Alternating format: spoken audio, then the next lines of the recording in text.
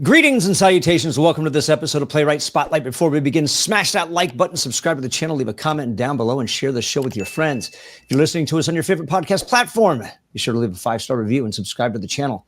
My guest today has written numerous stage plays which have been read or performed in Ohio, Texas, Wisconsin, Missouri, and London, UK. The self-published edition of his full-length stage play, That Guy, was awarded the top prize in the Performing Arts category of the 2022 Best Book Awards, sponsored by American Book Fest. The Invited, a whodunit mystery, was self-published in September of 2022 and is a 2024 Red Ribbon Award winner from the Wishing Shelf Book Awards. His 10-minute play, See Invisible, was performed at the Columbus Black Theater Festival in Columbus, Ohio, also in 2022. His plays About Michael, Monster, and The Parking Lot are published and licensed by Lazy Bee Scripts, and he has a BA in Theater Studies from Kent State University and is a member of the Dramatists Guild. Ladies and gentlemen, please welcome Peter Anthony Fields. Hello. Thank you, sir, for coming on. No problem. Thank you for having me. I don't want to say it was unplanned. It was just we happened to run into each other on LinkedIn. Yeah. And I saw that you were a playwright. And I also noticed that you have a little something similar to this of your own called the Playwright's Corner. Right. Yeah. Tell me about that. What's the focus? What's the purpose? What do you cover? The purpose of the Playwright's Corner is to bring awareness of the people in my area, Northeast Ohio, who are involved in theater and some in film, and some are authors, like Lindsay Bonilla is an author that I had on my show. And so it's just a matter of bringing them to the attention of the public so that they are aware of the talent that's in our area and that we do a lot of work. Is there a big theater scene? Is there a lot of opportunities for playwrights in what part of Ohio exactly are you in? I'm in Kent, Ohio, which is just next to Akron, Ohio, which is near Cleveland. Okay. So it's that whole Northeast Ohio area. Got it. And is there a pretty big theater scene? A lot of opportunities for playwrights, or? Yeah, there actually are a lot of opportunities for playwrights in Cleveland.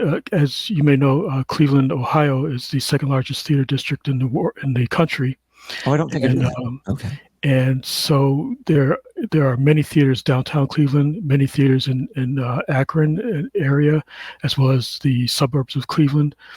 So there's a lot of opportunity. The Caribou House, for example, and the Obama Theater. So. Is there a resource that you know of where people can find the opportunities that might be there? That people may not be aware of that area and might want to search it out and submit their work, or? I would do the simple thing, which is go to Google and type in theater in Northeast Ohio, and that should populate with a lot of information there. Okay. I want to go back to Playwright's Corner. So, how frequently do you post or do you record? Is it on a regular basis, or? It would be on a regular basis if I was able to keep up a regular schedule, but because certain situations that are going on, I'm sort of sporadic with the Playwright's Corner. Sure. Sometimes if I don't get a guest, I would put my own opinion forward about how I feel it's best to, for example, my latest Playwright's Corner vlog was how to avoid confrontations on a movie set. Okay. Between the head departments of director, editor, actor, writer. Okay. And so that was for one example of doing a solo Playwright's Corner. Right. So yeah, to answer your question, it's not really regular. I try to keep it up, at least get 4 or 5 for half a year or so. And yeah, so I do it that way. Okay. Hopefully at least once a month or something like that. All right. Yeah. Right. And it's just, if people go to YouTube, they search Playwright's Corner. Peter Anthony Fields, Playwright's Corner. It should pop up with me. Yeah. Great. Okay. Right. Now, when I was doing research, and I think it's on your where you can find a lot of your other plays that weren't mentioned in this bio on New Play Exchange. I think that's where it talked about used to be a short film or a filmmaker, an independent filmmaker. Yes. And then you shifted into playwriting. Yeah. And what was the reason behind that? In 2013, roughly, I started noticing that as I was shooting a film, and I started noticing that I was having a lot of trouble concentrating and focusing, and a lot of physical trouble, trying to keep up with the pace of filmmaking, and my thinking was becoming cloudy, and I didn't know what was going on. So in 2015, I went to the doctor to have a MRI and all of that, and they found that I had Parkinson's disease. And so with that disease, with all that comes with it, which is like everything you can possibly imagine, it affects your body, mind, and I couldn't keep up with the pace of making films anymore, being a producer, director, writer, editor. So I settled back, and I had to keep making stories, telling stories. So I found that playwriting was the next best thing. Not that it was the next best thing, but it was equal to the enjoyment that I received from doing directing work and producing films. So had you already gotten your theater studies degree before you went into the filmmaking aspect, or did you go back to school and It happened within that time period. I started off going to Kent State as a history major. Then I changed it to theater because theater was calling me, basically. And so I decided to take that route. And it was within that time period that I discovered that I had Parkinson's, and took it from there. Did you just take a leap when you started doing independent filmmaking, or had you already like studied it? And I independently studied film. Actually, to be honest, I started studying filmmaking and storytelling when I was about 9 or 10. I would get books from the library and about filmmaking and about playmaking, and I would just devour these books on Steven Spielberg and Walt Disney, George Lucas, and so I started with that knowledge base that I kept self-teaching myself, basically, and then when I graduated from high school, I was very antsy. I had to make a film, so I started making little small videos of this, that, or the other, and then I started gaining people around me, actors and other people such as writers, and then from there we just kind of went on to make films. And I also did radio plays, audio dramas, which is where I think I honed my playwriting skills. How much did your filmmaking assist in your playwriting when you shifted over? Was there a learning curve? Were there habits you had to were there things you had to unlearn when you went to the playwriting side, or were there things that were helping you? Go ahead. Or both? Yeah, it's a little bit of both. For example, in terms of learning playwriting from making films, is basically the foundation is I learned how to tell a story, and that there are beats that you hit as you go through a story, and escalation and tension, and that whole structural thing that I picked up from film. And it's slightly different in theater. Yeah. In many ways, yeah. Yeah. And so it was just a matter of taking those components that I learned in film, laying them out on a table, and seeing where they fit in playmaking and playwriting. So it was I was able to. I always loved dialogue, and plays are the perfect place for dialogue, the perfect home to practice that craft of writing dialogue. And I was free in that respect when I did plays, stage plays, because in film it's mostly a concentration on the image, translating what the emotions are and feelings and the purpose and the motives of the characters through image. And whereas plays, it's through the characters, through dialogue, character driven. And so I was freed up in that respect because I had to hold myself back from being having a lot of dialogue in film, and I was able to let it go basically in theater, and it was a new freedom for me. It was I was freed up in terms of in making film. You have to think budget, money, location, and in plays you can perform a play in a classroom, and still have the power, the potential that it deserves. And so that was also freeing for me because I could just let my mind explore all types of topics and things, and write a stage play. And whereas film, it's much more focused on how many locations you can get, what locations you can't get, how long is it going to film, expense, and all of that. Yeah, well, you also have the more of an opportunity of making your money back if you're self-producing in that regard. As a creative with an affliction, a disability, I don't know the proper term in that regard. What advice do you have for other people that might feel like whatever diagnosis they might have is holding them back from their creativity and afraid to take a leap because, I'm ill and I can't do this? Right.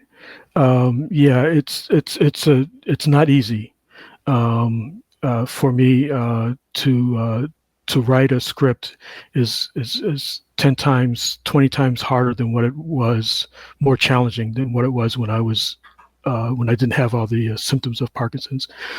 And because I have to think through a fog and try to find clarity in that. And it's extremely difficult. And then there's apathy that comes with Parkinson's, and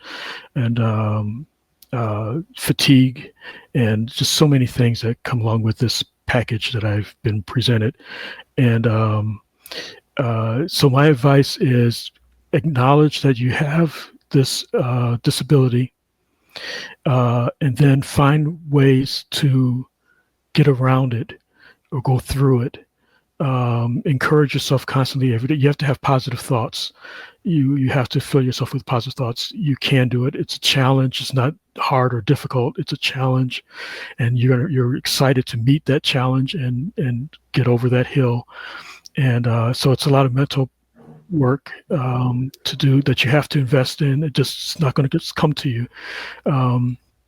Because the emotions and feelings that come to me with Parkinson's is, like I mentioned before, apathy. It's like I don't care about anything, and the struggle of typing to keep hoping my fingers can stay on track and hit the right keys and not make too many errors, and which is something that happens, and to recognize that this is going to happen and get over that hump and keep pushing forward and staying positive. You mentioned finding tools to help you. Admit that you have this disability and finding tools to us. What kind of tools or what things do you do that helped you push forward? Tools in terms of mostly mental, your mental approach to the situation. You use positive words always, as much as you can. Don't look at it as a bad day. Look at it as a challenging day, and keep your mind active. That's important, because when your mind is not active, you fall into a slump. And so those are tools that I use, and also keep keep engaged in the things that you enjoy doing, what makes you happy. And that happy place is an important place to be in always, as much as possible. Do you always write at home, or do you go outside somewhere that really, when I don't mean like outdoors, I mean like you go outside the home somewhere where you can, where you get a good energy?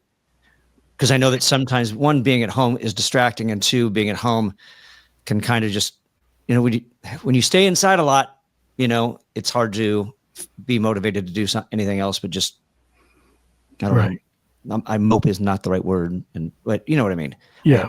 Yeah. So where is your happy place mentally, or is there a physical happy place that you go right? At times I go to a coffee shop. Okay. And I enjoy writing there. Some people may find it difficult to write because of all the movement and activity going on, but for some reason I find that comforting, and I'm able to block it out, but yet use it at the same time, and it helps me focus for some reason, which remains a mystery to me. So, but most of my writing is done at home.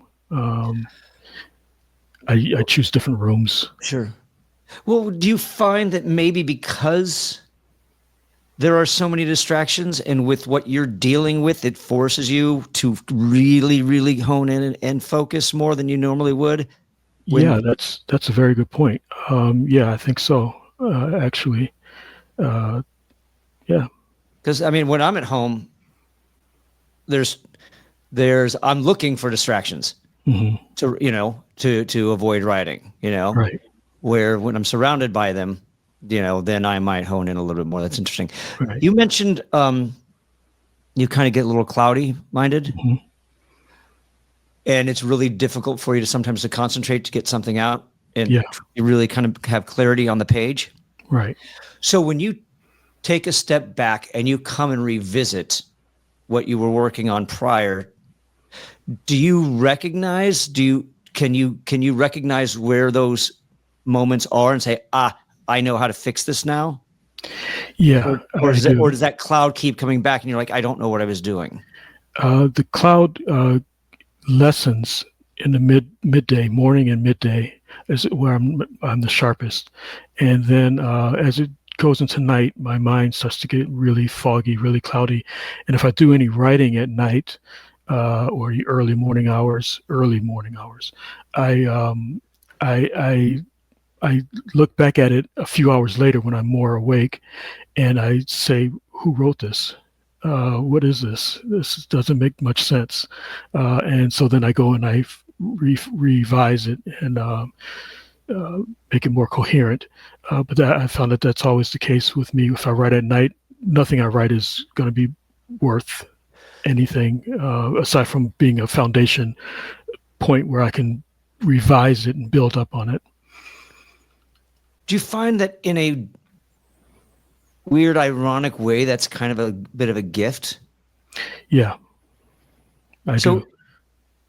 Because that sounds fascinating, where it's like if you write something and it's just, I've been there sometimes too. Sometimes I think I have a great idea if I've had a drink or two in me, and then I get up the next day, I'm like, I don't even know what this means. Yeah, exactly. But I also wouldn't know how to make it better in that regard. Now, however, you can recognize that and you know how to fix it. So mm-hmm.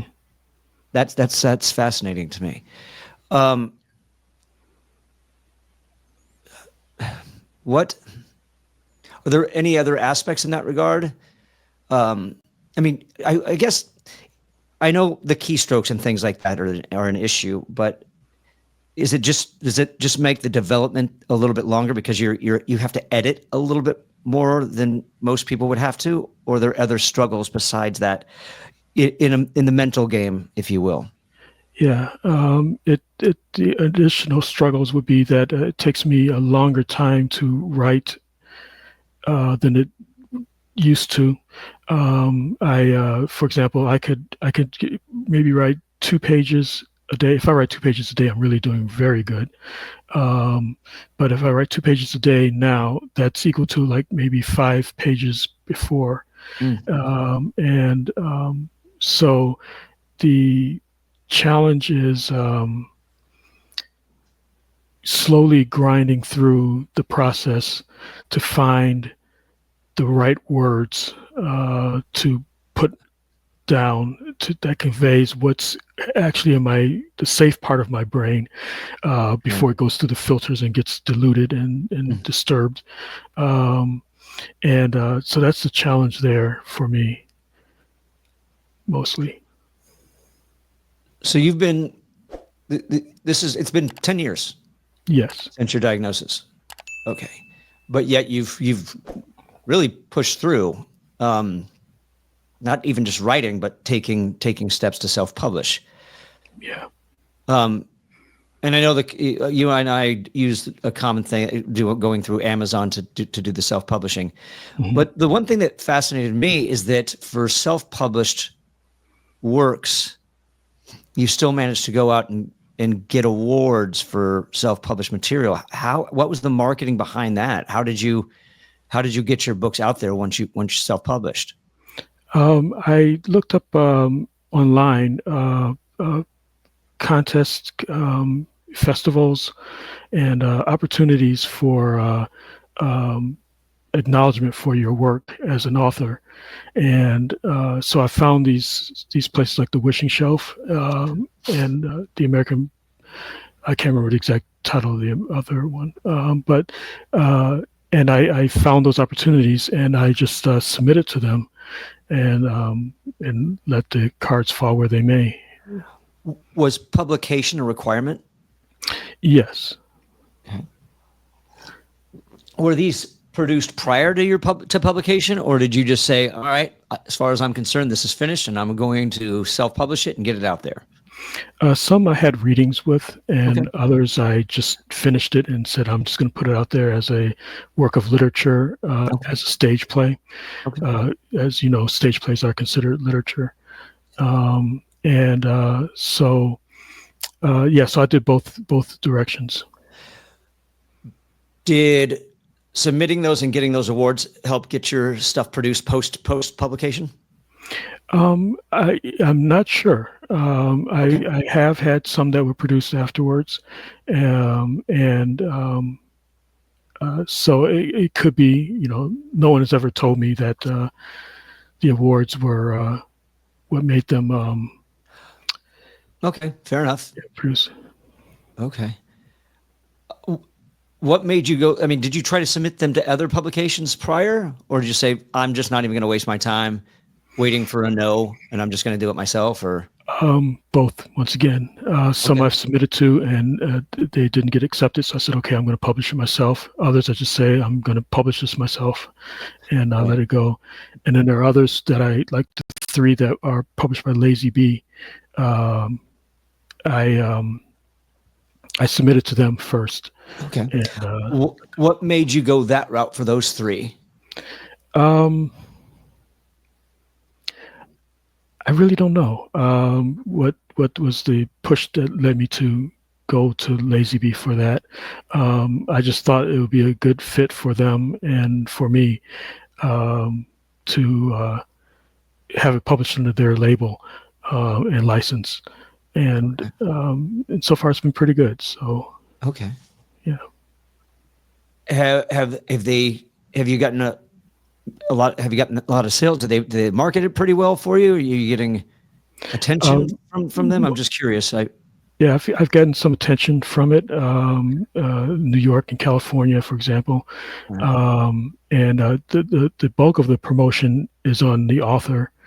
The author has to promote it and to get attention for it. They do a little bit of marketing for you. They might make a mention of it in their newsletter or what have you. But they have so many books. Sure. Yeah. What form of promotion do you take? Mostly through the internet, social media, LinkedIn, Instagram, Facebook. Okay. I used to be on Twitter, but no longer. Sure. Okay. What was so when you finished your studies? Did you just leap right out and start writing? Yeah. Okay. Yeah. I actually started submitting near the early on. Actually, 2013 was my first produced play. It's called Monster. I've evolved that script now, and it's called Burden. And it's a full-length stage play now, as it was it was a 10-minute play. I Okay. expanded it to a full-length stage play, and I'm currently formatting that right now for print, so it can be published through Amazon. So, well, let's talk about that. How much changed from the 10-minute to the full length? This is interesting because you're the second person who's told me that's something they did. They adapted a shorter play of theirs into a full length. So I'm curious what changed. Was there anything that was no longer in the 10-minute? I'm sorry. Was there something that was in the 10-minute that was no longer in the full length, or how'd you expand? This is an interesting journey. It started in 2013, and I wrote the stage play as a 2-character play and a 10-minute play, and it was performed by the Fade to Black Play Festival in Houston, Texas, and so it was accepted there. And then I looked at it again, and I thought I could make this a little better. I think there needs to be a 3rd character in there, so I wrote a 3rd character, and in the 10-minute version. And then I started to think a little bit more about it. It stayed on my mind, and I said, this really could be a longer play, but I'm not sure if I want to go there with this particular subject matter. It deals with school shootings. Mm. And so then I met this young filmmaker, emerging filmmaker, who wanted to work with a property that he could use as his first film, or second actually. And so I said, you can use this play if he wants to. And so he took the script and he developed it into a short film. And so we played that film in a theater, and the audience came. They really enjoyed it, and a lot of people were saying, we want more. We want to see more of what's going on with these characters. And so then I thought, okay, I think that's my cue to expand on it. And the young filmmaker, by the way, his name is Brian Reeves. He's really talented, so keep an eye out for him. Sure. So I started expanding on it, and through conversations with various people, including Brian, I got ideas about how to expand this story and what to focus on, where to go with it, because by that time my Parkinson's was in full force, and my thinking was not very clear at all at that time. I've adjusted, but it's still difficult. Sure. But then it was all new to me as it was happening, and so I had the help of my mom, for example. She's also a playwright, and Brian and some other people. Another filmmaker named Jabari Cole, and so we talked about it, and I molded it and shaped it into a longer, full-length production, and so that's where I am now with it. And it's about asking questions, like what happens now, what's the ramification of this action, and who's it going to affect, and why does it affect them that way? And as you take those steps that way, you begin to expand on the story, and you find your direction of what you want to say, and how you want to say it, and through which characters you want to say it through. So that's the major thing that allowed me to be able to make this transition from a short play to a long play is asking those questions of what happens now, why, to whom, and yeah.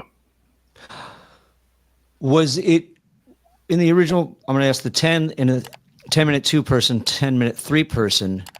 Was it just one scene, or were there a couple different scenes within a 10-minute play, and in different locations? It was just one scene. Okay, and now I'm assuming that you have more than 3 characters and multiple scenes. Yeah. Single location or multiple locations? Just to make sure. Multiple locations. Okay, and then what does that look like for you to have multiple locations on a stage? So are we talking significant scene changes, or are we just, kind of taking a simplistic approach? I always, in my script, I always write that that the stage, the art direction, production can be minimalist or realistic. Okay. And so that gives the play makers an opportunity to have a broad table to work on. They can go simple or they can go complicated. Not complicated, but detailed. Are there other facets that playwrights really shouldn't burden themselves with, because in a way it's, I don't want to say it's not their job, but kind of like you said, just let the designers do that. What other facets do playwrights really kind of overthink?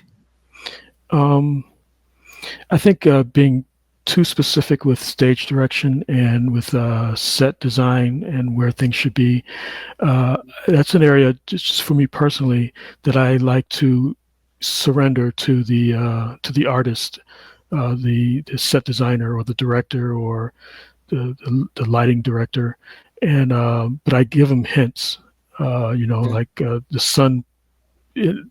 We're in the kitchen, and the sun is shining through the morning sun is shining through the window, with wonderful shadows of light and dark, and something like that, where maybe they can read that and then be inspired by that and do it their way, that works for them. And I never over direct what's on the set and where it's at, unless it's necessary for the final production. But I generally just leave it open, because that's the fun of it. That's the enjoyment that I get after writing.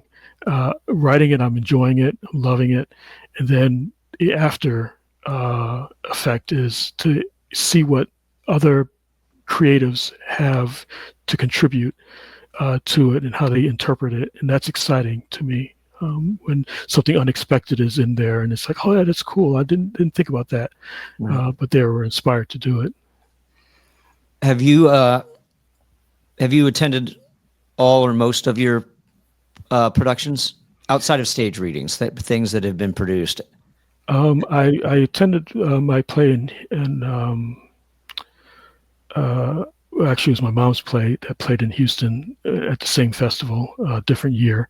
But actually, as I think about it, I think the furthest I've gone was in Columbus, Ohio, to see my play there. The other places are too far for me at this point. What was there anything that, when you saw that, I guess this is the play that you saw where you're like, oh, I like that they did that. Like, it wasn't there, but I like that they take that creativity. Mm-hmm. Was there anything that you saw that threw you off, or anything else that you really like? They really landed it. They really read the play. They understood it. Or were there there's a couple things like, I don't know what I just watched. When I saw the play that was performed in Columbus, called See Invisible, I was surprised by the director's decision to bring forward that one of it's 3 characters. One is silent, the other 2 are carrying all the dialogue, and the character that was silent, they brought forward a little more and made her more prominent in the play of the interactions that are going on the stage. And I was surprised by that, but I liked it a lot. because it brought it's like adding seasoning to food, and it made it even better. And I really appreciated that vision of saying let's step her up a little bit more and have her more involved with the audience and with the actors without saying anything, without changing any dialogue or anything. Well, that's fascinating as well, because it kind of changes focus a little bit, puts focus more on that character than it would if you were to put that character in the background. It's easier to forget. You kind of, because you're really focused on these two. But now when you're kind of like right up front, it's like, that's kind of, I don't want to say distracting, but it's just like a little more in your face. That was my first fear, was that when I saw it happening, I was afraid, oh no, she's going to distract from what's happening with the other two. But they did it. They had a nice balance with it, where you were able to bounce off of her and then go back to the two actors. And then it throws it back to her with a certain word in the dialogue that would trigger the silent actor to do something. And so that they did an excellent job with that.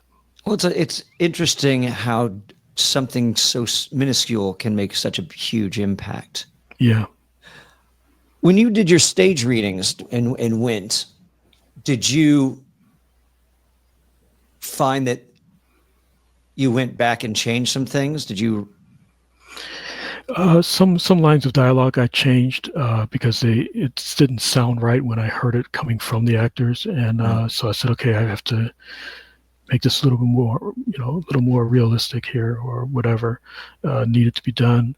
And so yeah, dialogue in terms of the overall production, my impression was that there are some lines of dialogue that need to be changed, but for the most part, I think I was very pleasantly surprised that through their performances, it made my words better, and I was very pleased with that aspect of it.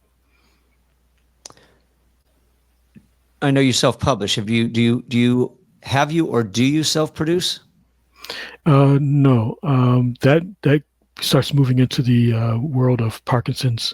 Okay, handling that makes sense. Yes, of course. Handling the big, heavy lifting of getting people together, organized, and keeping everything on schedule and all that. My mind would just go flat.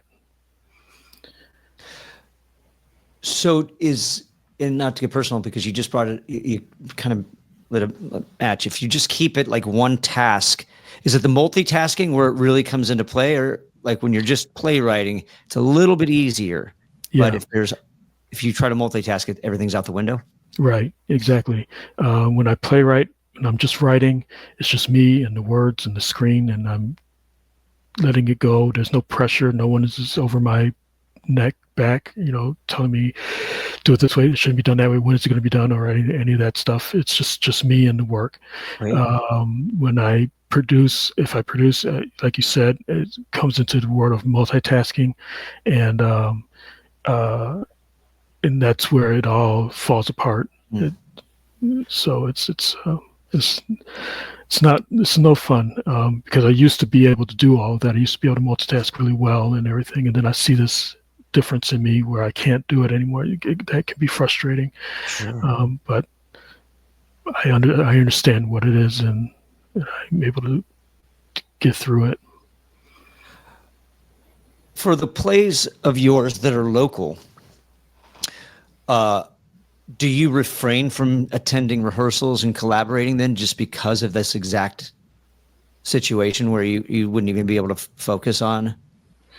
Or do you go and try to give input? I've been to some of the rehearsals of a few of my plays, and it's enjoyable. I love rehearsals because I love the creative process. I love seeing people create and invent and think through a situation and come up with an answer and apply it, and to see how that whole process of development is. I've always loved that. I've always loved watching behind the scenes of movies or plays or whatever. So I get a real kick out of that. But I don't go to all of them simply because of exhaustion or what have you. And so Yeah, most of the ones that I went to were the ones that were produced at Kent State University Do as part of you? the student program. Okay. How's that then? How's seeing a student production of your work and seeing a, um, I'll say professional production? Do you see Um, you know, uh, there really is very little difference. okay. Those young folks in Kent State who are in the theater department are working at a high level, Yeah. and they do really professional work. They take the work very seriously, and when you watch them work, it's like it's very satisfying. You feel that the future is in good hands with talented individuals who love what they do, love the craft and the art of play, um, of putting together plays. And so, yeah, so they're all on the same level, student work and professional work. Okay. And then I want to unpack your process now because I'm curious if you just avoid outlining all the time or you do outline because it keeps you know what your story is going to be from beginning to end first, or because of the fogginess, is it just easier to sit down and write and revisit what you wrote the day before, or is it a combination of both? It's a combination of both. I when I start writing a story, it's always rough going. I do a little bit of writing in margins of notebooks, a little bit of official outlining, a little bit of talking into a recorder, and it's a combination of all these different things that I do, and I'm trying to find my balance and direction in the story, and I often have a lot of starts and stops, um, and it when I finally settle on where I want to go, it becomes more of bullet points, Okay. and I note the key beats that happen, and then what the reaction to those beats are. What's the Interesting. ramification of that beat? And yeah, so. Interesting. Yeah. And is that when you say that reaction, is that coming from another character, or are you saying this beat does this, and here's just the general result, and I have to figure out who that affects? And I guess it goes back to the questions you were asking earlier. What Yeah, happens next, and to whom? right, And interesting. right. So, do you cover all those things in the ramification aspect? I when I'm at that point when I do what are the ramifications, I'm into the characters. They're talking to me at that point. I say Scott kicks the trash can, and then Melissa in my mind says, "Hey, he shouldn't do that. That's my trash can." So Melissa is offended by the kicking of the trash can, and so it's like the characters come to life, and they talk to me, and they tell me where they want to go, and I just dictate. I'm not Sure. dictate, but I take it down. Interesting.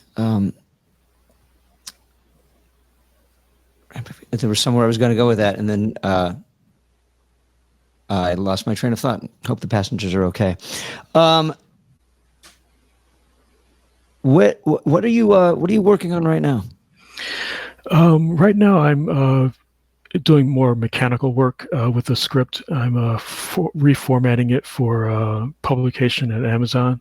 So I'm, changing it from the traditional script format to the book format.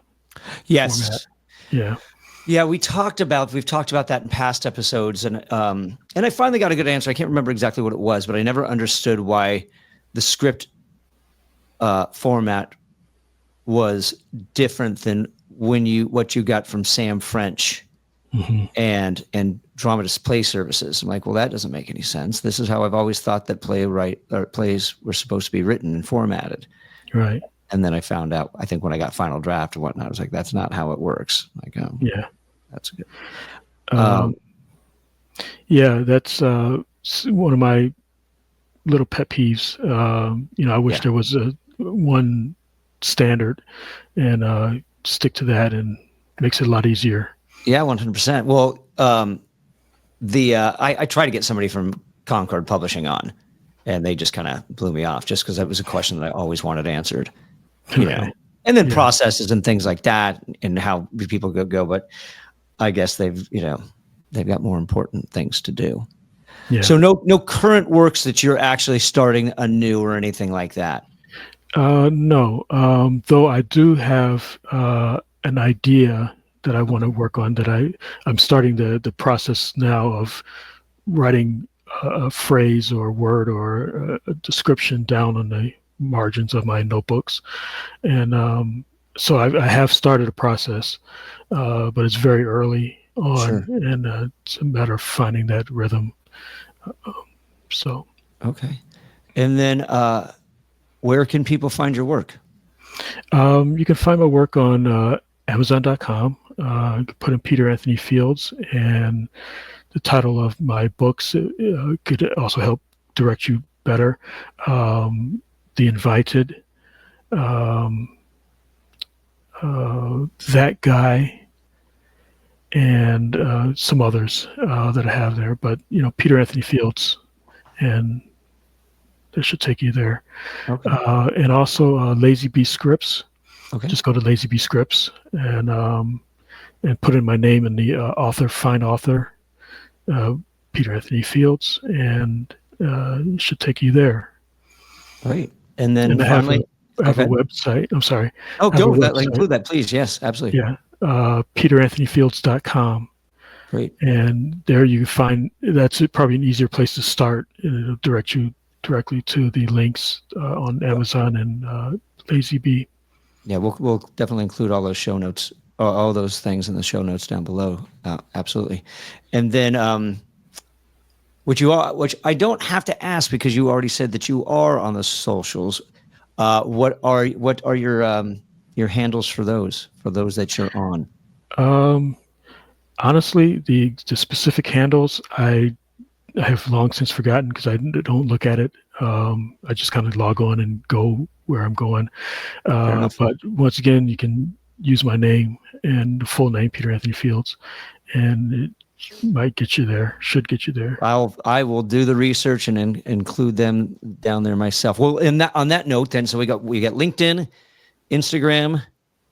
What else? Facebook. Okay. Any others that I'm forgetting? That way I know where I'm supposed to go look.